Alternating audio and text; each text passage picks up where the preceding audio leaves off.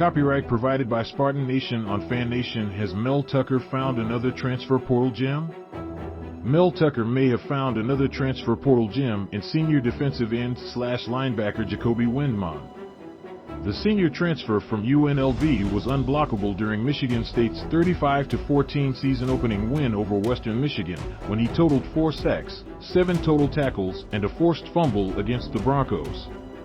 He did a good job, MSU head coach Mel Tucker said after the game. I just talked to him a minute ago and he's hungry. He just wants to get better. You just have to love him. Windmon's 4 sacks are tied for the second most in any single game in Michigan State history, and it was the most by a single Spartan in one game in nearly 2 decades.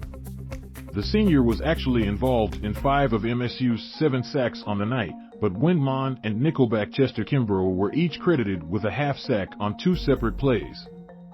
4 of the 5 sacks that Windmon was involved in came on third downs. It was something I was always working on in fall camp, Windmon said of his pass rush. Because I knew one of my roles when I got here was to be a third down guy. Come off the edge, the senior's first sack resulted in a forced fumble when Western Michigan faced a third-and-goal from MSU's 13-yard line. Kimbrough recovered the fumble, and the Broncos came away with no points on what had been a promising drive.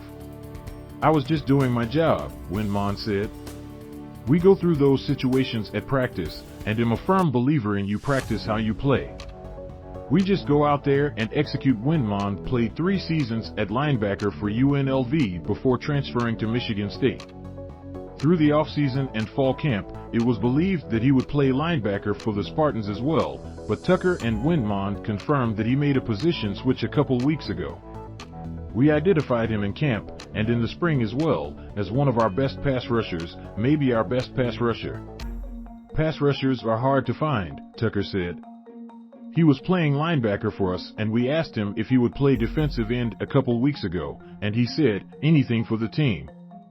We thought he'd be able to get pressure on the quarterback. He still plays linebacker as well, but that just goes to show what type of team guys he is, and obviously he had high-level production today. Windmon echoed those sentiments at the post-game press conference as well. A few weeks before the game, we made the change for me to just play D-end, and I was all in for it, Windmon said. I just had that mindset to go in, dominate whatever position I'm at on the field. My role is just whatever's best for the team. Coach made the adjustment for me to go and play D-end, and I was all for it. So, I just do what's best for the team. Whatever it takes to win and keep chopping. Tucker's ability to find impact players in the transfer portal was noted a season ago with tailback Kenneth Walker III, and it appears the head coach has done it again in 2022. In addition to Windmon, transfers Khris Bogle, Florida, and Aaron Brule, Mississippi St., each came up with sacks as well. Tucker noted the importance of pass rush and coverage working together to improve the Spartans' pass defense, which ranked dead last in the country in yards allowed per game a year ago. You always have to be able to affect the quarterback, Tucker said. You've got to stop the run, make people one-dimensional, and then affect the quarterback with rush and coverage. It's a step in the right direction. Western Michigan was held under 200 yards passing, and Bronco quarterback Jack Salopek completed just 58% of his throws. Tucker, pass rush specialist Brandon T. Jordan, and defensive line coach Marco Coleman have to like the way the Spartans got after the quarterback, particularly on third down.